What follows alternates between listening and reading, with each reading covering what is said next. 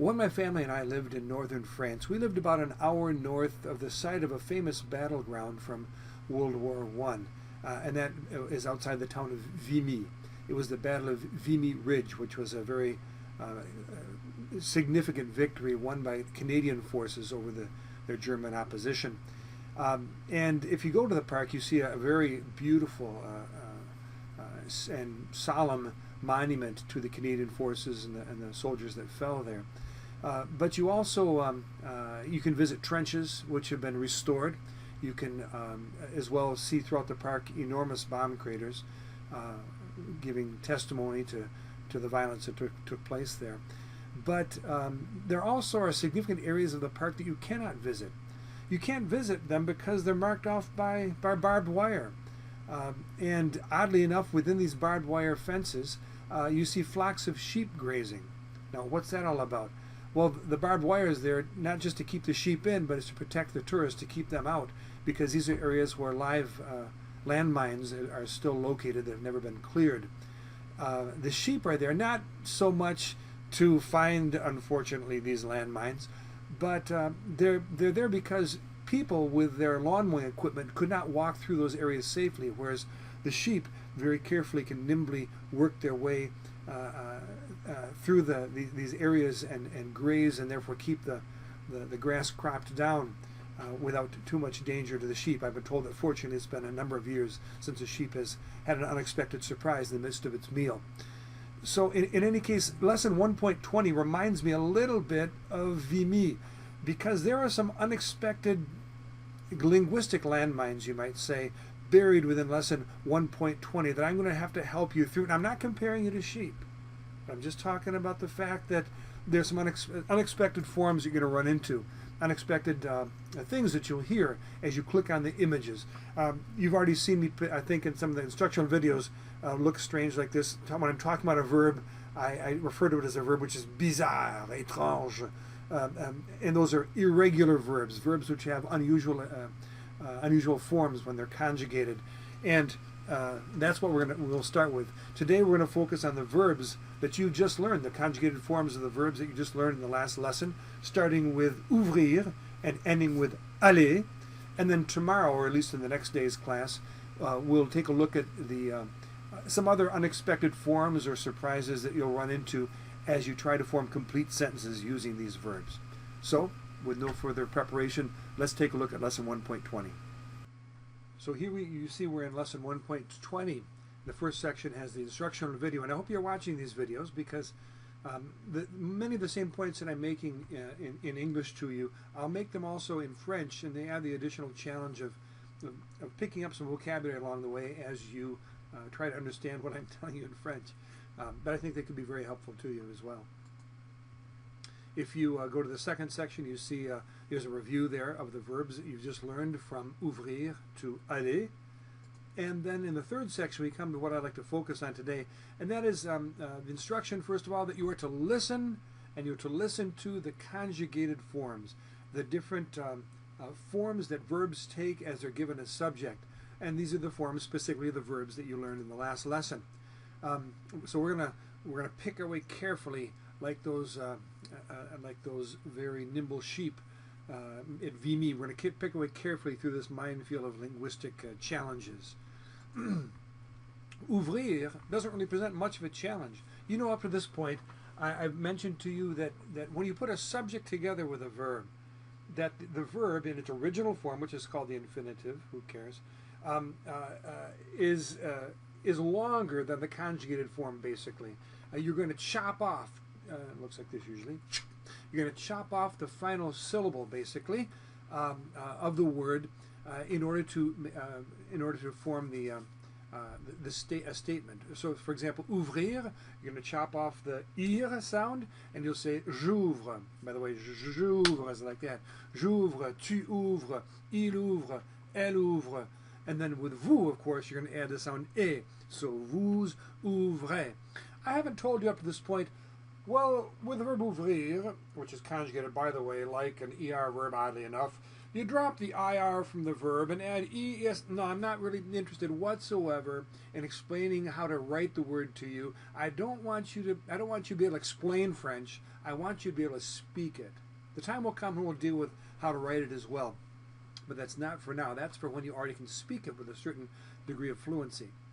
So, in any case, ouvrir is not a particular challenge. J'ouvre, tu ouvres, il ouvre, elle ouvre, and then vous ouvrez, just as you would anticipate.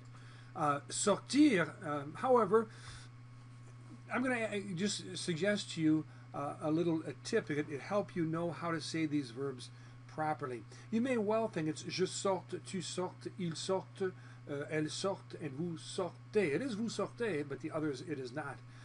How do you know how much of the verb you chop off the end? Verbs end in 3 different sounds. The original form of verbs, such as you learn them, end in the sound e, re, or ir. E like habiter, re like entendre, and ir like venir. Okay? Those are the 3 different endings that you will hear as you learn new verbs. If the verb ends in the sound e, you simply chop off the e sound, and you have the form of the verb for je, tu, il, and elle. With vous, of course, you've got to put the e back on. But for verbs that end in the sound ir and re, you're going to chop off not only the ir and the re, you're going to chop off the last consonant sound before them. So, for example, sortir, you're going to chop off both the ir and the t, and you will say je sors, tu sors, il and elle sort. I used to tell my students that with ir and re verbs that end in ir or re, you leave your mouth hanging open like a dead fish. And in fact, I even had a picture. It was from the city of Saint-Malo, of a dead fish lying on a dock, and I used that to remind the students how they should conjugate these verbs. I won't be quite so graphic with you. I guess I already was, but in any case, that's sortir. Okay, je sors, tu sors, il sort, elle sort, vous sortez. Notice how the t, when you say sortez, the t comes back. The last consonant does appear again in the conjugation of the verb. Okay, now we come to rester. No problem. It has the sound e at the end of it, does it not? And therefore, you're just going to drop the sound e.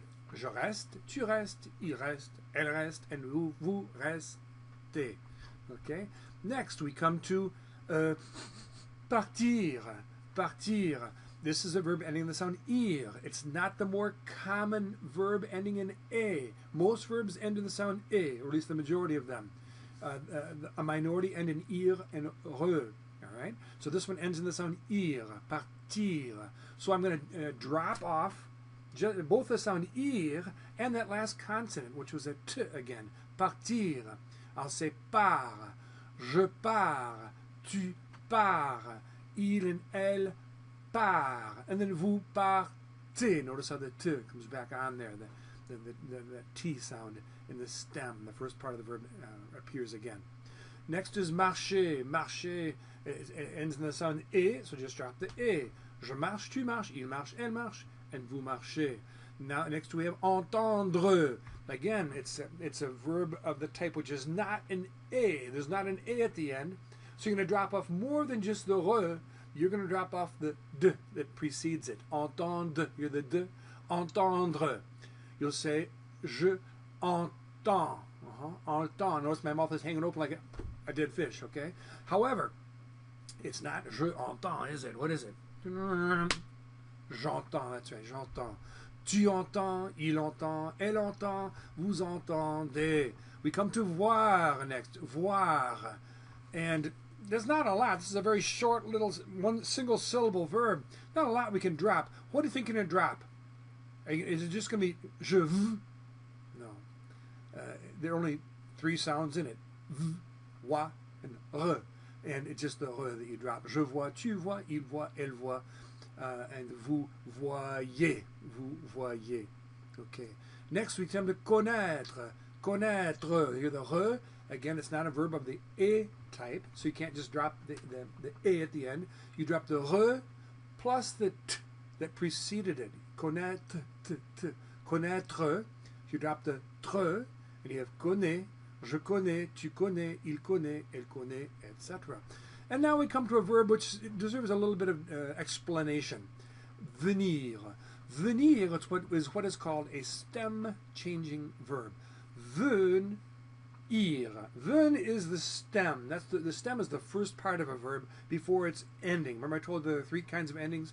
E, re, and ir. Okay? So before the ending, what precedes it is the stem of the verb, ven. Well, in venir, you hear ven, there's the stem. The e sound, which is the vowel sound right in the middle of that ven, is going to change to yen. Yen. Okay? It's going to be vient and not just ven. Okay? Viens. Je viens. Tu viens. Il vient. You drop the ir, but it's je viens, tu viens. You also don't hear the consonant n, do you? It is affecting the sound of the vowel in vient. It's making it. It's called nasalized, pronounced through your nose. Je viens, tu viens, il vient, elle vient. But you don't hear the n itself. So, and then you come to vous, the vous form puts the e back on, and the stem change is undone. You go back to the ven sound, venez. So again, je viens, tu viens, il vient, elle vient, and vous venez. Vous venez. Okay, next verb is rencontrer. No problem. Just drop the A sound. Je rencontre, tu rencontres, il rencontre, elle rencontre, vous rencontrez. Next is parler. Way too easy. Parle, parle, parle, parler. Parle, parle, parle, parle, parler. Je parle, tu parles, il parle, elle parle, vous parlez. Just drop the A sound, and you've got the form of je, tu, il, and elle, and then just add the A for the vous form. And last of all, we come to a very bizarre verb. This is the verb aller. Aller completely changes in every one of the forms from what you'd anticipate. You wish it, excuse me if that's distracting, you wish it were j'aille, tu ailles, il aille, elle aille, and vous allez. Well, it is vous allez, but it's not j'aille or tu ailles or il, elle aille whatsoever. It's je vais, tu vas, il or elle also va. And so the sound of all the conjugations changes and becomes an unexpected form. That's a very irregular verb. You'll find, by the way, there are 4 very common verbs that are all very irregular. And you've learned 2 of them so far, I believe it is. You've learned aller, or you're in the process of learning, I'm sorry, that's venir. You've learned aller, you're in the process of learning it, and you've also learned faire. There are 2 others. One is called être, and the other is avoir. And those verbs are yet to come. So, focus on, I think the conjugations of most of the verbs, if you remember the concept that you have e, ir, and re as the ending of verbs. Ir and re are handled in the same fashion. You drop the final, the ending, the ir, the re, and the consonant that precedes it, the consonant sound that precedes it. And then you have the conjugated form of the verb in the singular, je, tu, il, and elle. With a, you just simply drop the sound e, and you have the proper conjugated form. If you can remember that, in the vast majority of these cases here, you'll be all right. Then you'll have to memorize aller. You have to listen to it over and over until you get the idea of je vais, tu vas, il va, elle va, vous allez, down pat. Okay? Well, concerning unexpected linguistic, this is a little bit of a tip for you concerning unexpected linguistic forms, irregular aspects, things like you run into here in these conjugations in this lesson that require a certain amount of repetition and work. It's painful. Well, when I was in high school, I had a Swedish exchange student that lived with me, with my family, and we had a great time. We had a very good relationship. He was very intelligent. He was a lot of fun. And unfortunately, his only drawback was he was a very good golfer, and he always beat me. But after I graduated from high school, after my freshman year of college, he invited me to come to Sweden to spend 3 weeks with his family. Well, we didn't spend 3 weeks always with his family. We also took a trip, along with a buddy of his, down the coast, the Atlantic coast, and along the English Channel, the western coast of Europe. We went from Sweden all the way down to Spain and back up again, camping as we would go along to save money. We would stay in a hotel if we had no other choice, but typically we would pitch a tent wherever we could find a vacant lot or an open area where we could camp without bothering anyone. Well, I think we were in the Netherlands, if I remember correctly, as we're traveling down to Spain. And one evening, the sun was starting to set over the English Channel.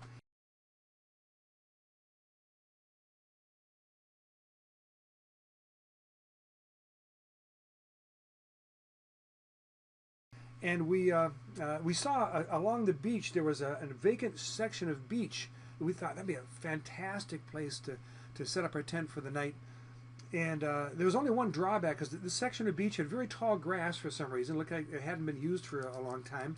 And there was barbed wire, which was blocking it off. And we thought, well, we'll just slip through the barbed wire, and we're going to bother anybody. We'll just be there overnight and just going to set up our tent. But there was a sign on this barbed wire.